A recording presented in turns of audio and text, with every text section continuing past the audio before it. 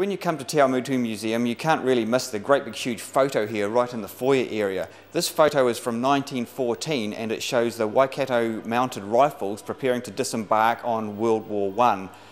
Now this month, 2 plaques were unveiled in Te Awamutu, one here at the museum and one at St John's Church, commemorating soldiers who lost their lives in the Waikato Mounted Rifles. Major Simon Marriott spoke at the unveiling and he explains more.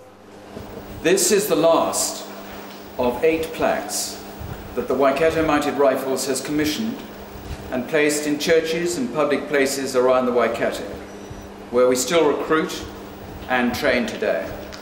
Our serving soldiers, together with members of our regimental association, wanted to ensure that the sacrifice and service of our distinguished predecessors would be permanently recognized and remembered. We are most grateful to the director and curator of this museum, Jan White and Stephanie Lambert respectively, for allowing us to bring this project to close in such an appropriate setting, and to Ray Morrissey, President of the Te Awamutu RSA, whose contribution is also greatly valued. This fine museum contains many treasures from our nation's military past, with some directly linked to the Waikato Mounted Rifles.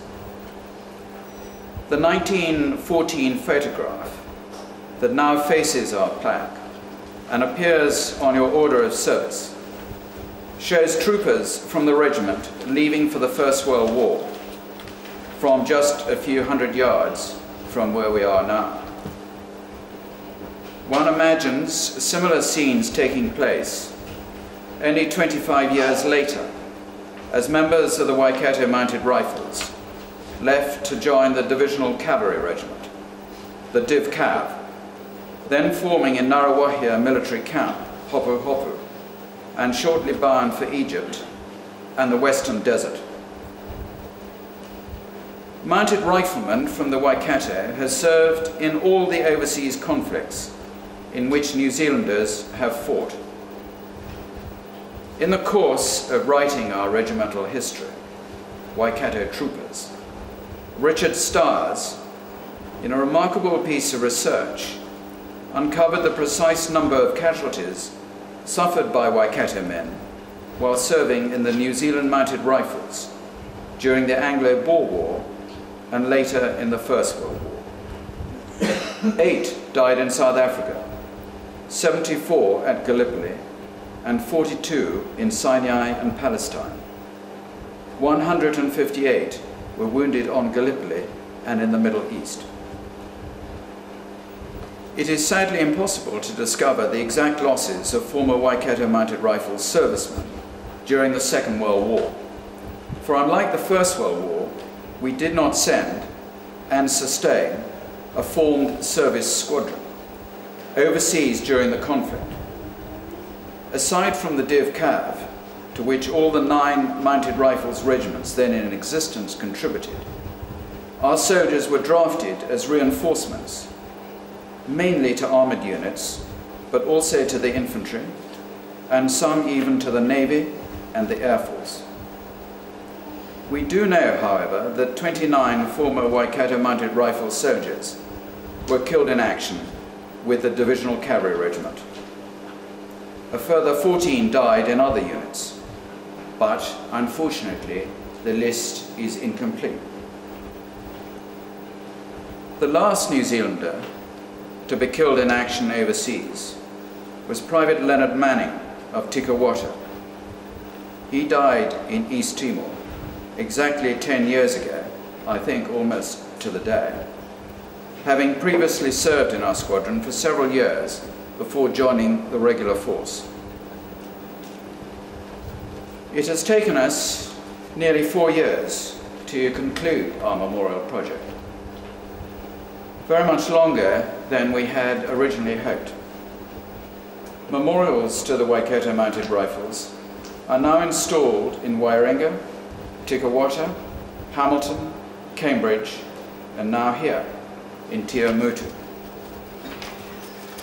Along the way, we have received nothing but kindness and cooperation from all manner of people, young and old, from all walks of life, and from many different churches and local government bodies.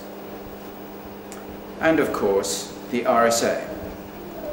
For everyone involved, it has often been a moving and uplifting experience. As for our veterans, sirs, I hope you feel that we've now completed a decent job. I thank you too for the part you have played, not just at each ceremony, as in today, but in the wider sense of the service that you've given this country and the fine example that you have set for today's territorial soldiers. I would now like to ask Mr. Colin Murray, who is the President of the King's Empire Veterans, to join with the WAIPA District Mayor, Mr. Alan Livingston, to unveil the plaque.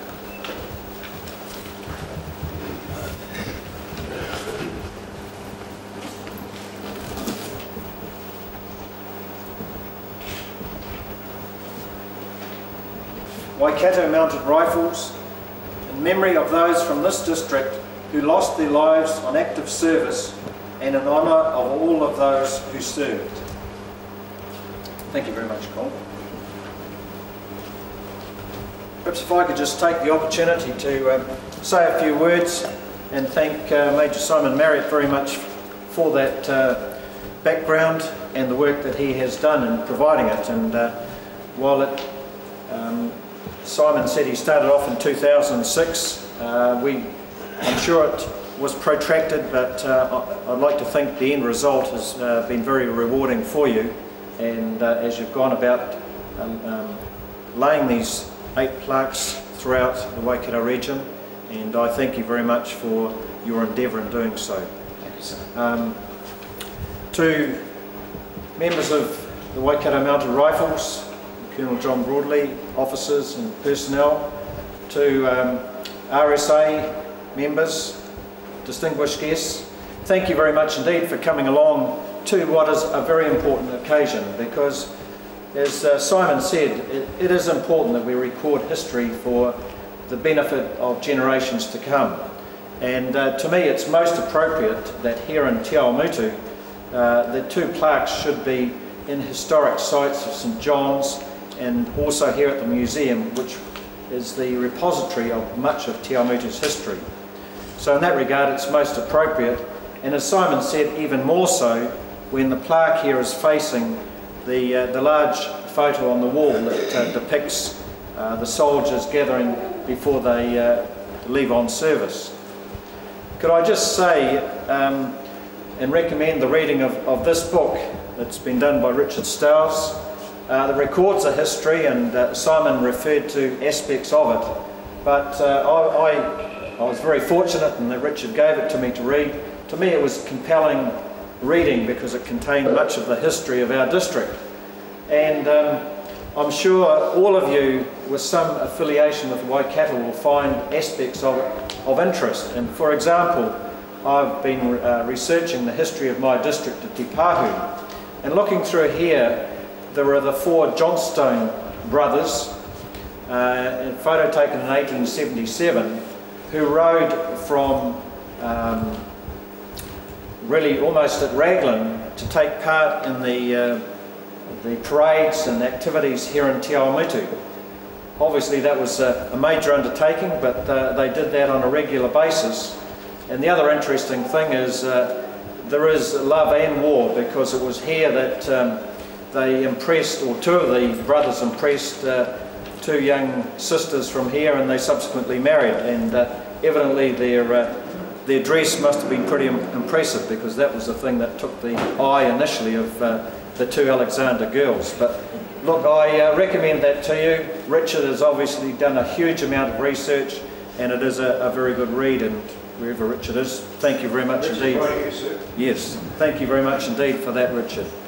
So thank you very much.